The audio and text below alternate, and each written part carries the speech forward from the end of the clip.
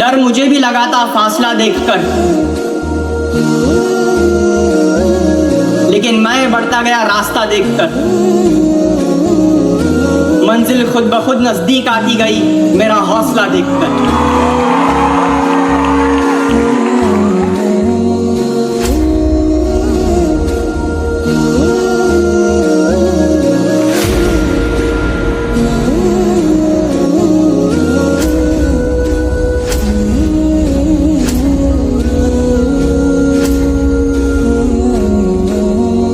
तूफानों में ताश का घर नहीं बनता, रोने से बिगड़ा मुकद्दर नहीं बनता। हर हाल में दुनिया को जीतने का हौसला रखो। एक हार से कोई फकीर और एक जीत से कोई सिकंदर नहीं हो।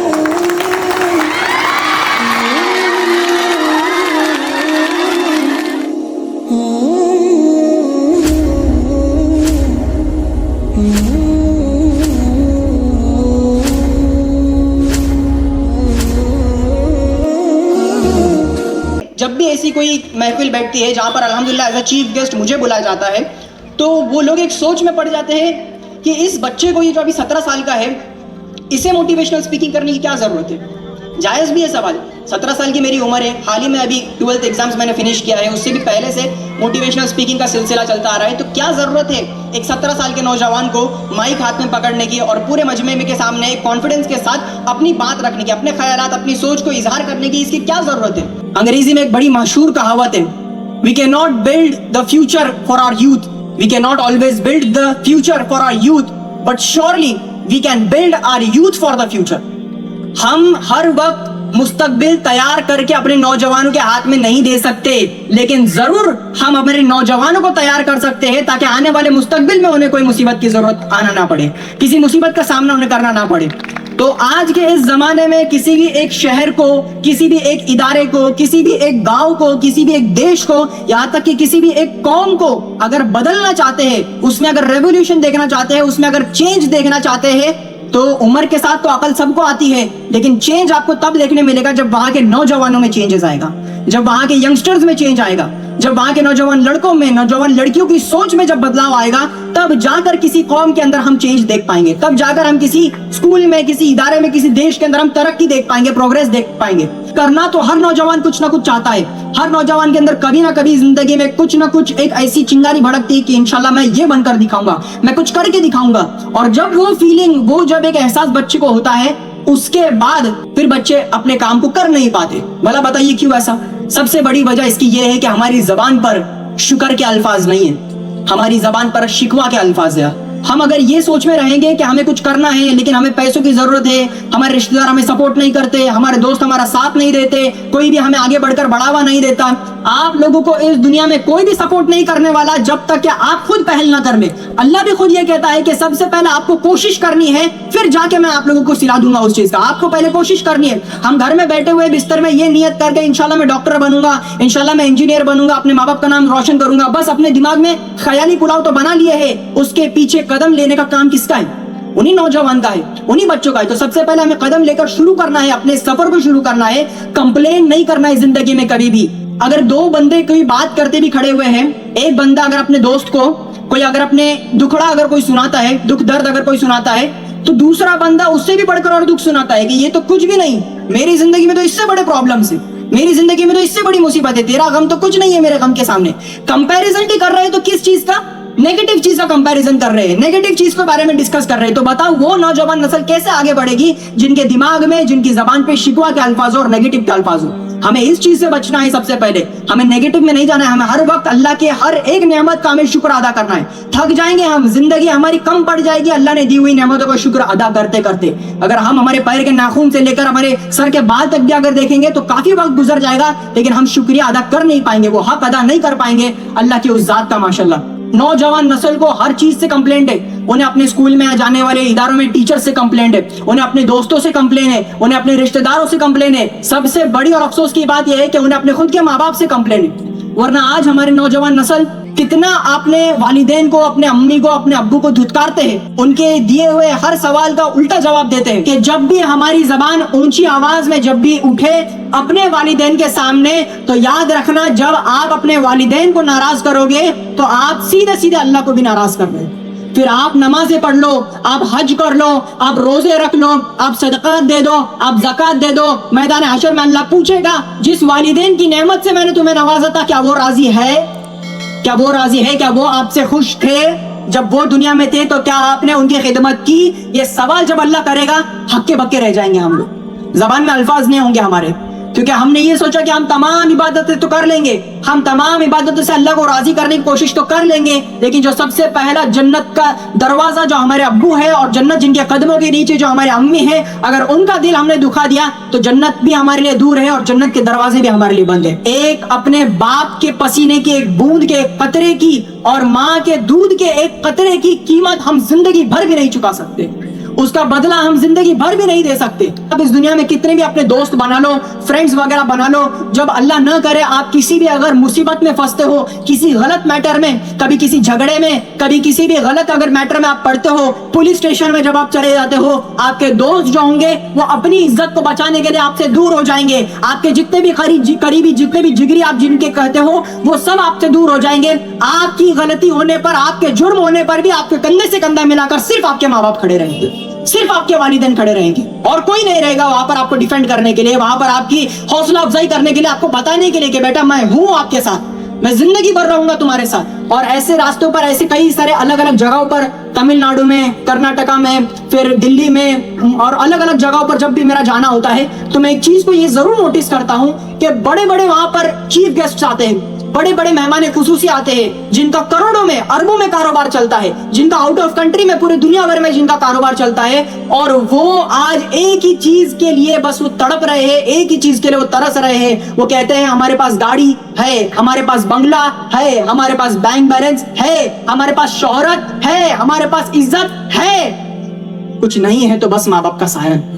اور اس دنیا کا سب سے بڑا سچ موت ہے, ہر ایک نفس کو موت کا مزہ چکنا ہے. اسی طرح آپ لوگوں کی زندگی میں آپ کے والدین کو بھی موت آنی ہی آنی ہے, یہ طے ہے, لیکن آپ کے اوپر یہ ذمہ داری ہے کہ موت واقع ہونے سے پہلے آپ اپنے ماں باپ کو کامیابی کا تاج پہنا کر دکھاؤ. لیکن والدین کو چاہیے کہ اپنے بچوں کے اوپر نظر رکھے, اپنے بچوں کی اپنی تربیت کے اوپر آپ لوگ نظر رکھے. اگر ایک بچے کے اندر آپ لوگوں کو کانفیڈنس بلڈ کرنا ہے, ایک نوجوان کے اندر آپ لوگوں کو اندر ایک کانفیڈنس بڑھانا ہے بچے کا, تو سب سے پہلے ماں باپ ہی ہے جو اپنے بچے کا کانفیڈنس بڑھا سکتے ہیں. ماں باپ یہ جو اپنے بچے کے کانفیڈنس کو آگے لے کر جا سکتے ہیں. ماں باپ یہ بھروسہ دلائے اپنے بچے کو کہ بیٹا تو کر, تو بس عہد کر, آگے بڑھ, اپنا پہلا قدم رکھ, انشاءاللہ تیرا باپ تیرے ساتھ کھڑا ہے, تیری ماں تیرے لیے دعا کر رہی ہے. یہ بھروسہ پہلے ماں باپ اپنے بچے کو دلائے.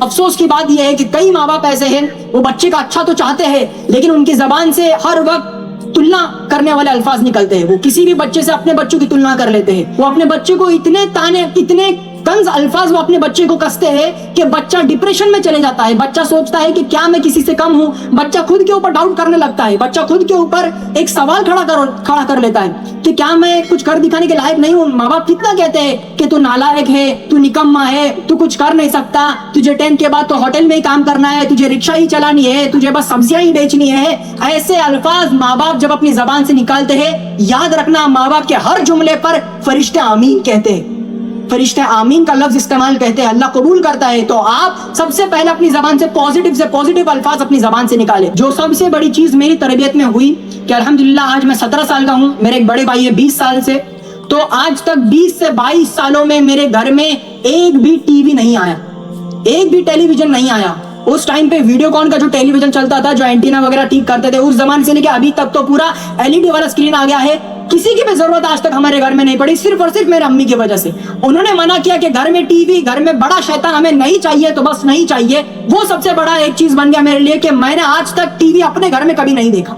اپنے گھر میں نے ٹی وی کھول کر کبھی چینل لگا کے, کبھی گانے لگا کر, کبھی فحاشی چیزیں لگا کر میں نے نہیں دیکھا. یہ سب سے بڑی چیز ہے. ماں باپ کو اپنی تربیت کے بارے میں سوچنا چاہیے کہ ہم اپنے بچوں کی کس طرح سے تربیت کر رہے ہیں. کیا ہم ہمارے بچے کو پال رہے ہیں یا ہم ہمارے بچوں کی پرورش کر رہے ہیں؟ کیونکہ جانور ہی ہوتے ہیں جو اپنے بچوں کو بس پالتے ہیں, جو اپنے بچوں کو بس کیسے بھی حال میں وہ چھوڑ دیتے ہیں. لیکن انسان کی یہ ذمہ داری ہے کہ وہ اپنے بچوں کی تربیت کرے, اپنے بچوں کی پرورش کرے. تو ماں باپ کی یہ سب سے بڑی ذمہ داری ہے کہ آپ لوگ اپنے بچے کو کسی سے کم مت समझे, आपका बेटा सबसे अफजल है, आपका बेटा आपका बच्चा जरूर जिंदगी में कुछ ना कुछ कर दिखाने का काबिल है। पर सबसे पहले माँ बाप को एक चीज अपने दिमाग में सोचनी है कि सबसे पहली जरूरत आपके बच्चों की है वो एजुकेशन है।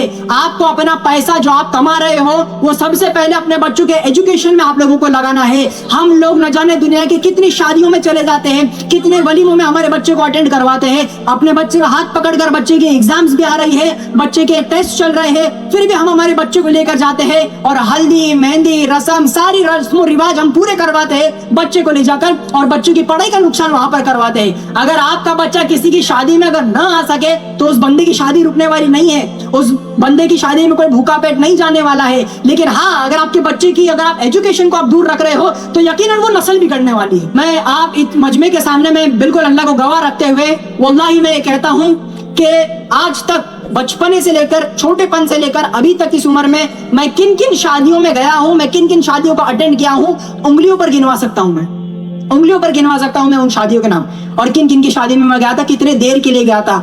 लेकिन आजकल के नौजवान की यह हालत है कि 18 दिन में वो 10-15 शादियों में चले जाकर आ जाते हैं। वो 10-15 दिन में 20 से 25 शादियों में चले जाकर आ सकते हैं। सुबह को आए, शाम में एक और शादी में जाना है, फिर अगली सुबह एक और शादी में जाना है। तो ये जो शादी का एक ट्रेंड बना चुके हैं आजकल के माओ ने, आजकल के अब्बुओं ने, कि अपने बच्चे को पहले सजा सवार कर जो है दूसरे रिश्तेदारों के सामने अपना बच्चे को अच्छी तरह रिप्रेजेंट करना है और हमें शादियों में लेकर जाना है ताकि हम हमारे बच्चों के जरिए दिखावा कर सके।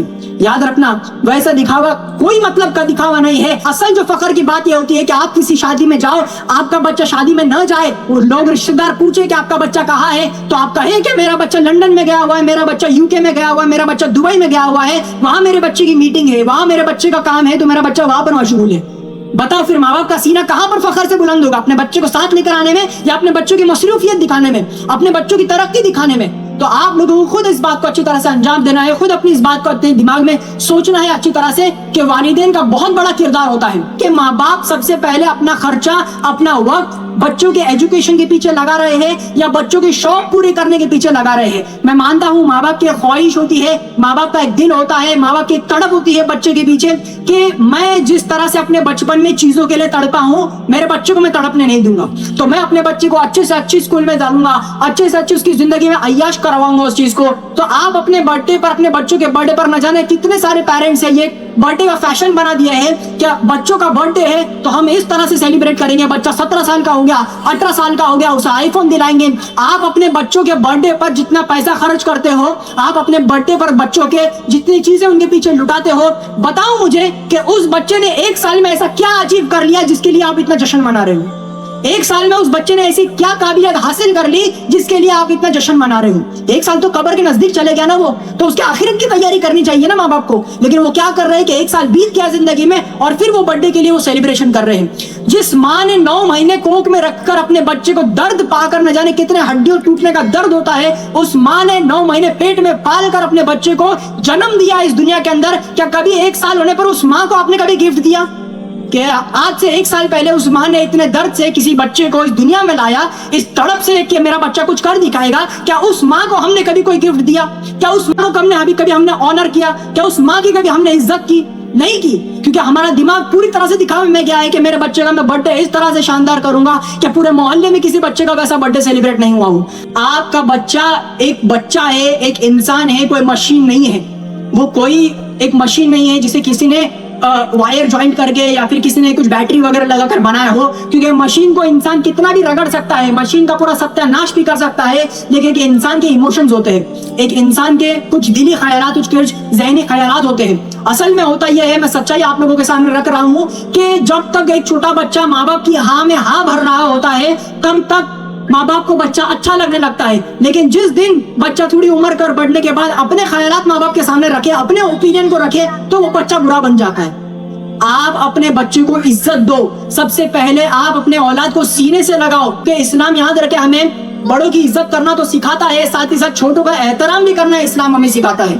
आप सल्लल्लाहु अलैहि वसल्लम माशाल्लाह जन्नत की शहजादी हजरत फातिमा रज़ी अल्लाह ताला अन्हा, याद रखें मेरी इस बात को, जब भी हजरत फातिमा रज़ी अल्लाह ताला अन्हा आप सल्लल्लाहु अलैहि वसल्लम के हुजरे में आती, जब भी वो घर पे आती अपने अब्बू से आप सल्लल्लाहु अलैहि वसल्लम से मिलने के लिए, तो आप सल्लल्लाहु अलैहि वसल्लम बैठे हुए होते, अपनी जगह पर बैठे हुए होते। जैसे ही उन्हें दिखती है दरवाजे पर जन्नत की शहजादी, तो अपनी जगह से उठ जाते हैं आप सल्लल्लाहु अलैहि वसल्लम। اپنی جگہ سے اٹھ جاتے ہیں اور اٹھنے کے بعد حضرت فاطمہ رضی اللہ تعالیٰ عنہ کا ہاتھ پکڑتے ہیں اور ہاتھ پکڑ کر اپنے ساتھ ان کو جو ہے اپنے کمرے میں لے کر آتے ہیں، اور کمرے میں لے کر آنے کے بعد اپنے بیٹی کے، اپنے جنت کی شہزادی کے ہاتھ کے اوپر سرکار دو عالم وہ اپنے بیٹی کا ہاتھ چوم کر ان کے ہاتھ پہ بوسہ دے کر پہلے حضرت فاطمہ کو بٹھاتے ہیں اور پھر ہم بیٹھتے ہیں، پھر آپ صلی اللہ علیہ وسلم بیٹھتے ہیں۔